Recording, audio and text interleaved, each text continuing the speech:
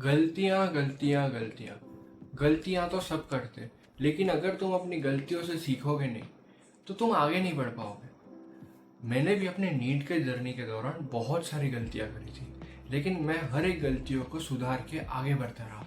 इसलिए मेरा government medical college में एडमिशन हो गया। तो मेरा नाम है जमीन मकवाना और आज मैं तुम्हें बताने वाला हूँ कि कौन सी ऐसी गलतियां थी जो मैंने करी जिसने मेरी प्रिपरेशन को बहुत कमजोर कर दिया। तो अब अगर मैं पहली गलती के बारे में बात करूं तो पहली गलती इज कि नॉट डूइंग इनफ प्रैक्टिस। अब प्रैक्टिस रहती है दो प्रकार की, एक होती है थियोरिटिकल प्रैक्टिस और एक होती है क्वेश्चन प्रैक्टिस। अब जब मैं थियोरिटिकल प्रैक्टिस की बात करता हूँ तब वो बस और बस थ्योरी पढ़ना नहीं होता, थ्योरी को पढ़ना होता है, समझना होता है, हर एक चीज को इंटरलिंक करना होता है। अगर तुम हर एक चीजों को इंटरलिंक, हर एक कॉन्सेप्ट को इंटरलिंक नहीं करोगे तो तुम्हें कभी भी समझ में नहीं आएगी चीजें, तुम्हारे जहन में नहीं बसेगी वो चीजें। तो ये चीज बहुत ज्यादा इंपॉर्टेंट है। अब अगर मैं बात करूँ दूसरी चीज विच इज क्वेश्चन प्रैक्टिस। अगर तुमने थ्योरी समझ भी ली लेकिन अगर तुम उसका एप्लीकेशन करना ही नहीं जानते तो तुम कैसे मार्क्स ला पाओगे? क्योंकि नीट में क्वेश्चंस ही आने वाले, तुम्हें थ्योरी नहीं पूछने वाले। तुम्हें क्वेश्चंस में कैसे उस कॉन्सेप्ट को अप्लाई करना है ये आना चाहिए। अगर ये तुम्हें नहीं आएगा तो कोई फायदा ही नहीं है थ्योरी पढ़ने का। तो अब बात करता हूँ सेकेंड मिस्टेक की विच इज नॉट रिवाइजिंग। कोई भी कॉन्सेप्ट तुम कितना भी अच्छे से पढ़ लो, कितने भी क्वेश्चन लगा लो, लेकिन कुछ समय बाद तुम ऑब्वियसली उस चीज को भूल जाओगे। अब ये चीज को तुम भूलो ना, उसके लिए आती है रिवीजन।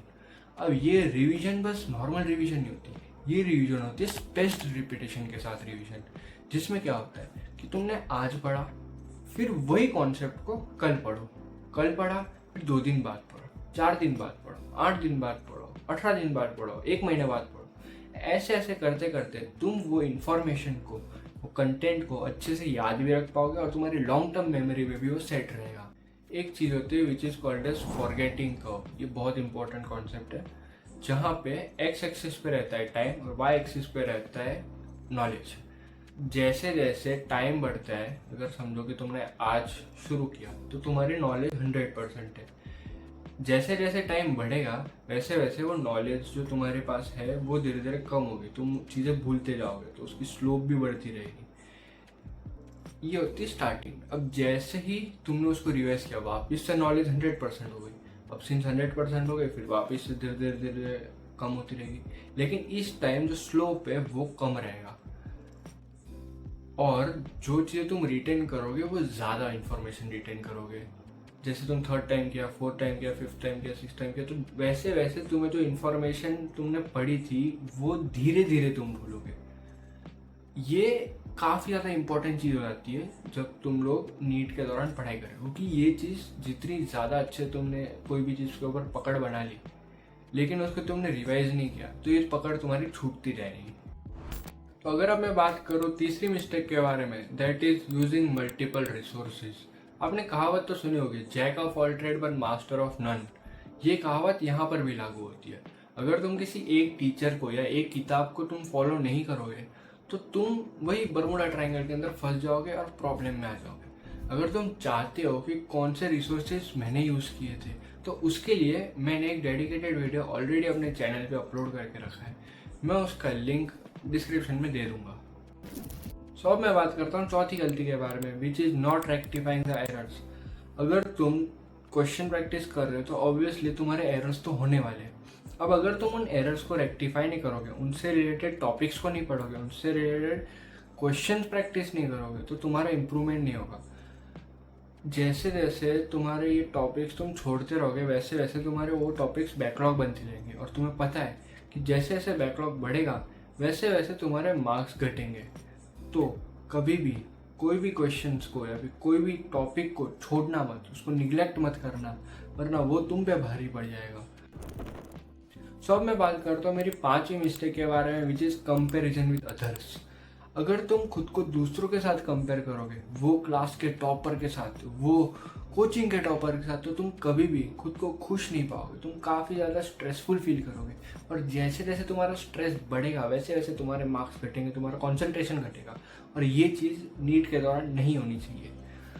अगर तुम्हें कंपैरिजन करना ही है तो खुद के साथ करो, जो तुम्हारे पहले मार्क्स आए उनके साथ करो कि वो टाइम पे मैं कैसा था, वो वाले अपने पास्ट बीइंग के साथ कंपेयर करो खुद को।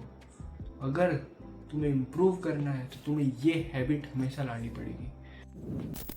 अब मैं तो बताता हूँ मेरी छठी मिस्टेक के बारे में, विच इज प्रोडक्टिव प्रोकास्टिनेशन। इसका मतलब क्या होता है? प्रोडक्टिव प्रोकास्टिनेशन का मतलब कि समझो तुमने ये वाली वीडियो देखी, उसके बाद तुमने और एक कोई इन्फॉर्मेटिव वीडियो देखी, फिर दूसरी देखी, तीसरी देखी, चौथी देखी, पांचवी देखी, इसमें अराउंड तुमने 1 घंटा 2 घंटा यूज कर लिया। अब मान लो अगर तुमने 2 घंटा इसमें इन्वेस्ट किया है तो इसका कोई रिटर्न तो आना ही चाहिए। लेकिन अगर तुमने इन चीज़ों को बस देखा, एंजॉय किया और तुम्हें लगा कि हाँ भाई मैं प्रोडक्टिव हुआ, लेकिन तुम एक्चुअल में इन जो चीज़ें तुमने सीखी उसको कभी अप्लाई नहीं किया अपने लाइफ में, ना ही तुमने मेरे जो एडवाइस में दे रहा हो, अभी तुम्हें मिस्टेक्स बता रहा हूँ मेरी, अगर तुमने इनको फिर भी रिपीट करते गए तो ये जो तुमने किया अभी, दैट वाज प्रोडक्टिव प्रोक्रास्टिनेशन। और ये बहुत बड़ा टाइम किलर है। अगर तुम ये करते रहोगे तो तुम्हें लगेगा कि हाँ भाई मैं कर रहा हूँ, मैं प्रोडक्टिव हूँ, मैं अपने लाइफ में कुछ इम्प्रूव कर रहा हूँ, लेकिन एक्चुअल में तुम कुछ भी नहीं कर रहे हो। सो अब मैं बात करता हूँ अपनी 7th मिस्टेक के बारे में, which is using social media even during NEET preparation. अगर तुम सोशल मीडिया यूज करोगे तो ये तो सबसे पहली चीज तो ये बहुत बड़ा टाइम किलर है। तुम रील्स में डूम स्क्रॉलिंग करते रहोगे, करते रहोगे, करते रहोगे, तुम्हारा टाइम जाते जाएगा, जाते जाएगा, जाते जाएगा, और तुम्हारी इंप्रूवमेंट भी नहीं होती रहेगी। और इसका सेकेंड फैक्टर इसकी रिलेटिबिलिटी। तुम्हें जो कंटेंट दिखाएंगे वो तुम्हारी इंप्रूवमेंट के लिए नहीं दिखाएंगे, वो तुम्हें रिलेटेबल चीज़ें दिखाएंगे। किसी का अगर कोई टॉपिक खराब है, या फिर किसी का अगर समझो कि मूड खराब हो गया है कि भाई डिप्रेस हो गया, मार्क्स ही नहीं आ रहे, अगर किसी का ऐसा है तो वो उसको ये नहीं दिखाएगा, इंस्टाग्राम यूट्यूब उसको ऐसी चीज़ें नहीं दिखाएगा कि कैसे तुम अपने मार्क्स बढ़ा सकते हो, वो ये नहीं दिखाएगा। वो दिखाएगा कि इस बच्चे के भी मार्क्स खराब आ रहे हैं। वो तुम्हें एकदम ऐसा एकदम सैड सैड कंटेंट रील दिखाएगा कि तुम खुद को, और तुम्हारी मेंटल हेल्थ खराब हो। अब देखो, तुम्हारी मेंटल हेल्थ खराब हो रही है, उनका प्रॉफिट हो रहा है ना? तुम्हें क्या करना है? खुद का प्रॉफिट करवाना है। तो मैं तो बोलूँगा सोशल मीडिया डिलीट ही कर दो पूरा, ठीक है? 12वीं के बाद जब तुम अपनी नीट क्रैक कर लो उसके बाद वापस इंस्टॉल कर लेना, मजा आएगा तब। पूरे 4-5 महीने फुल मजे करना तुम लोग, फिर कोई फोमो नहीं, कोई कुछ नहीं रोकेगा, मम्मी पापा भी नहीं रोकेंगे तुम्हें सोशल मीडिया यूज़ करने से, मजे करना फुल। बट जब तक तुम नीट के लिए प्रिपेयर कर रहे हो, जब तक तुम्हारा सिलेक्शन नहीं हो जाता, तब तक दूर ही रहना। सो अब अगर मैं बात करूँ अपनी 8वीं गलती के बारे में, वो है improper circadian rhythm. Circadian rhythm के बारे में तुम लोग को एज ए मेडिकल स्टूडेंट पता ही होना चाहिए। तुम्हारी जो बॉडी है उसके अंदर एक क्लॉक है जो 24 आवर्स में चलती रहती है, कि लाइक एक उसका हर एक चीज़ का समय होता है। जैसे कि 12 बजे तुम्हें भूख लगती है, अगर तुम यूजुअली 12 बजे लंच कर रहे हो या 2 बजे लंच कर रहे हो, तो तुम्हें एग्जैक्ट वो टाइम के आसपास भूख लगना शुरू हो जाएगी। अगर तुम 11 बजे सो रहे हो, 12 बजे सो रहे हो, तो तुम्हें अराउंड वो टाइम के आसपास नींद आना शुरू हो ही जाएगी। लेकिन अगर तुम अपना इरेग्युलर रखोगे सर्केडियन रिदम को, कि समझो कल 2 बजे खा लिया, आज 5 बजे खा रहे हैं, किसी दिन 11 बजे भूख लग गई, किसी दिन तुम लोग खाओ ही नहीं दोपहर का खाना, या फिर अगर मैं नींद की बात करूँ तो कभी तुम 11 बजे सो रहे हो, कभी तुम 2 बजे सो रहे हो, कभी तुम 10 बजे में सो जा रहे हो। तो अगर तुम्हारा ये इरेग्युलर रहा ना, तो ये तुम्हें काफ़ी ज़्यादा प्रॉब्लमेटिक रहेगा। ये तुम्हारे हार्मोनल बैलेंस को ख़राब कर देगा, ये तुम्हारे स्लीप साइकिल को ख़राब कर देगा, ये तुम्हारे अटेंशन स्पैन को ख़त्म कर देगा, ये तुम्हारे कॉन्फिडेंस को ख़त्म कर देगा, ये तुम्हारे जो तुम्हारा कॉन्सेंट्रेशन होता है उसको ख़त्म कर देगा। तो हमेशा अपनी बॉडी को एक प्रॉपर सर्केडियन रिदम के साथ ही सेट रखना। सो अब मैं अपनी 9वीं गलती के बारे में बात करूँ तो दैट इज टोटल आइसोलेशन। जैसे कि तुम लोग को पता है कि ह्यूमंस आइसोलेशन में नहीं रह सकते हैं, उनको किसी ना किसी के साथ हमेशा रहना ही पड़ेगा टू सस्टेन। तो नीट के दौरान भी यही चीज़ काम आती है। अगर तुम खुद को सब अपने दोस्तों से आइसोलेट कर दो कि नहीं भाई मुझे कोई दोस्त नहीं चाहिए, आई डोंट नीड एनीवन, तो तुम बहुत बड़ा ब्लंडर कर रहे हो। क्योंकि जो रेट पे तुम खुद को इम्प्रूव करोगे, पहले तो वो घटेगी, और जिस लेवल तक तुम खुद को ले जा सकते थे वो भी घट जाएगा। मैं और मेरे दोस्त एक दूसरे को हमेशा इम्प्रूव करने में रहते थे कि पहले तो खुद को, जैसे कि अगर तुम्हें कोई टॉपिक नहीं आ रहा है तो वो तुम्हें बता देगा, लेकिन अगर तुम अकेले हो तो तुम्हें अलग अलग चीज़ों से ढूंढना पड़ेगा। और एक चीज़ तुमने अगर नोटिस की होगी तो जब भी तुम अपने दोस्त से पूछते हो, वो कुछ ऐसे प्रकार से उसको एक्सप्लेन करेगा कि तुम्हारे दिमाग में डायरेक्ट आएगी, क्योंकि तुम्हें एकदम रिलेटेबल लगेगी चीजें। उसको पता है कैसे तुम्हें एक्सप्लेन करना है, वो एकदम रिलेटिव चीजें बताएगा तुम्हें। सो मैं बात करता हूँ अपनी 10वीं मिस्टेक के बारे में, which is not taking care of yourself. हमेशा खुद का ध्यान रखो, भले कुछ भी हो जाए, लेकिन कभी भी दुखी मत होना। अपने आप का हमेशा नीड के दौरान ध्यान रखना।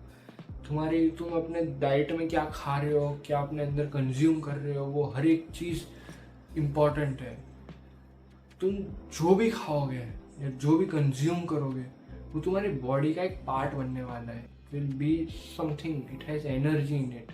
सो हमेशा उस चीज़ का ध्यान रखो। तुम अपनी मेंटल हेल्थ का ध्यान रखो, अपनी फिजिकल हेल्थ का ध्यान रखो, हमेशा एक्सरसाइज करते रहो। सो एंड में बस मैं इतना कहना चाहता हूँ कि नीट की जर्नी कोई रेस नहीं है, एक मैराथन है।